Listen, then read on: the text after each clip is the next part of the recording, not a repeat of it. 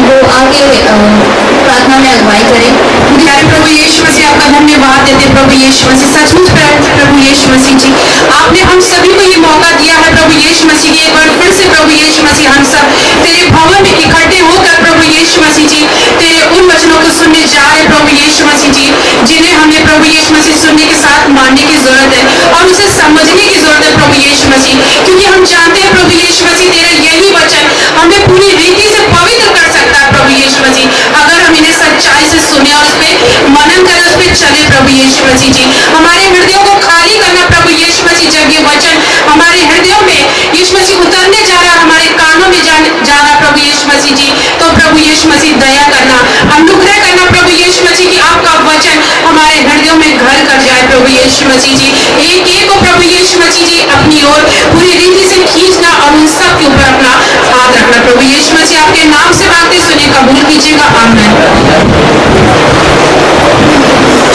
Thank you. और मैं request करूंगी सिस्टर कंगन से कि वो हमें बाइबल रीडिंग की तरफ लेके जाए।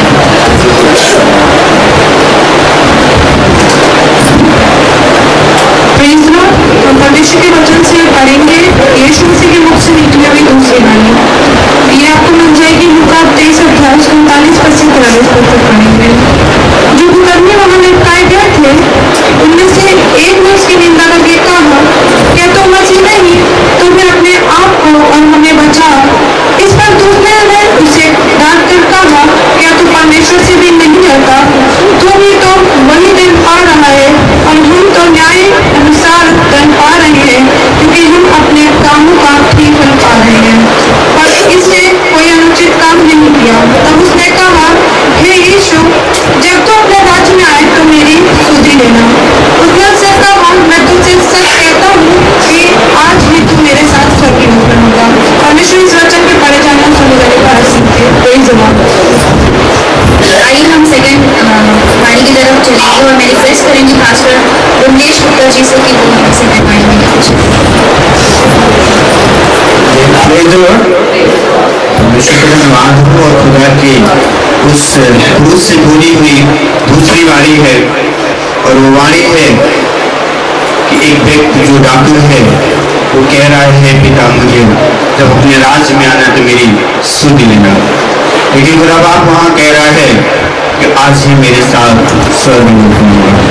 खुदा लोगों, हम यहाँ पर दो एंगल से देखते हैं कि पहली बार कभी पहली वाणी में सुना कि खुदा बाप ये प्रार्थना कर रहा है और ये कह रहा है कि इन्हें माफ कर, इन्हें माफ कर, क्योंकि सच है कि वही एक ऐसे व्यक्ति थे जो खुदा के कलाम से या खुदा की पर्चे से वंचित थे। लेकिन आज उन्हीं में से एक कह रहा है कि जब तू अपने राज में आना तो मेरी सुध लेना। खुदा के लोगों, उस डाकू को कैसे ये मालूम हुआ, कैसे वो पहचाना कि हे खुदा बाप, हे प्रभु यीशु,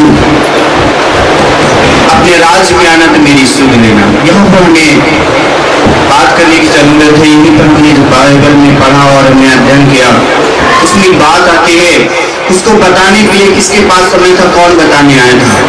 उस घड़ी में तो खुदा बाप प्रार्थना कर रहा था, ये बात कह रहा था, मेरे पिता क्षमा कर।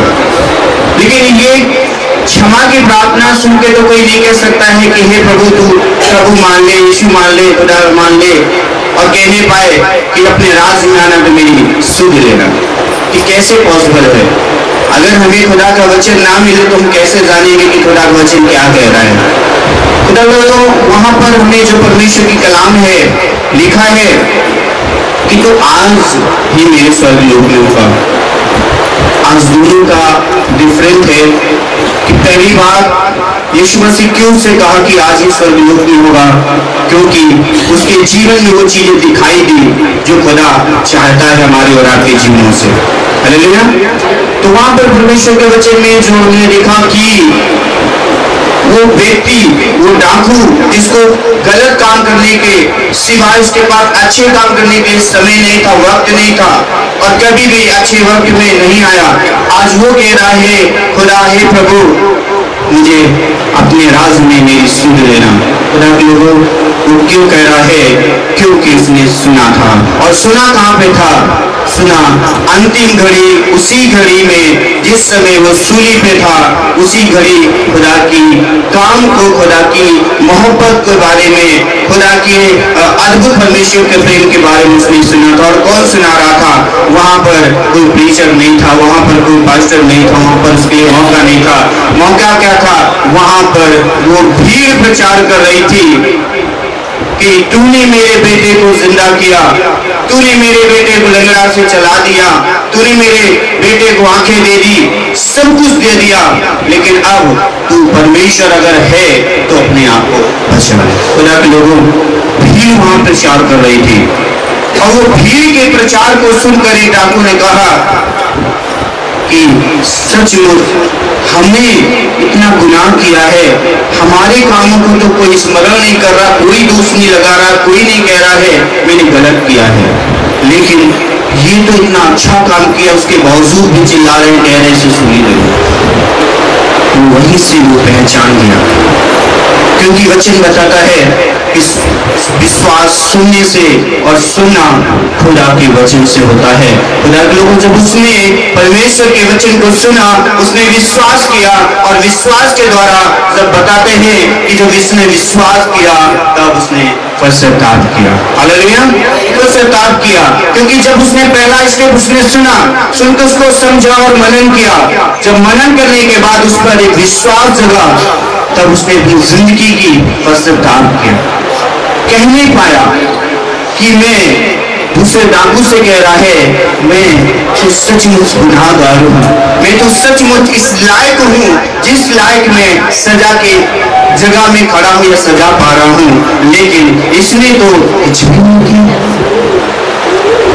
वो इस बात को समझ नहीं पाया, इस बात को मनन कर नहीं पाया कि ये तो पवित्र है, इसने तो सब अच्छा किया है, वास्तव में खुदा है, वास्तव में परमेश्वर है। और आज खुदा के लोगों को उस बातों से, वो प्रचार से उसका हृदय छिप गया, और उसका जब हृदय छिदा तो सचमुच उसने मन को फिराया, और मन फिराकर खुदा से प्रार्थना की कि खुदा अपने राज में आना तो मेरी सुध लेना।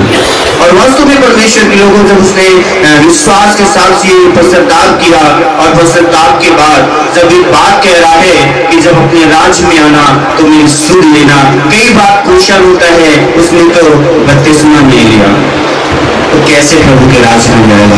खुदा के लोगों, जिस दिन जिस समय उसने पश्चाताप किया, पश्चाताप करके वो क्या कह रहा था कि मैं फिर से पीछे जाऊंगा, नहीं, खुदा के लोगों बपतिस्मा ही उसने लिया। पश्चाताप के बाद उसने पश्चाताप के बाद बपतिस्मा ही लिया, क्योंकि जो अंगीकार कर लिया अपने आप को वहीं पर सूली पर क्या कर दिया? खत्म कर दिया।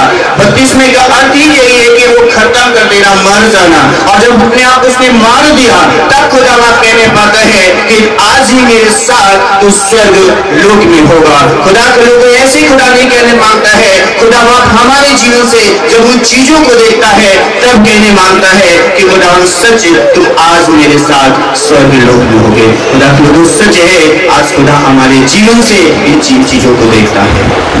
आज उसके पास वो डुबकी का बपतिस्मा तो नहीं था, लेकिन डुबकी का बपतिस्मा भी हमारी यही शिक्षा होती है, यही खुदा के खादिम शिक्षा देते हैं कि हम पानी से नहा के नहीं बल्कि पुराना जीवन खत्म करके आ रहे हैं। और जब उसने अपना जीवन को वही खत्म कर दिया, तब उसने कहा कि प्रभु अपने राज्य में आने तो मेरी सुध लेना।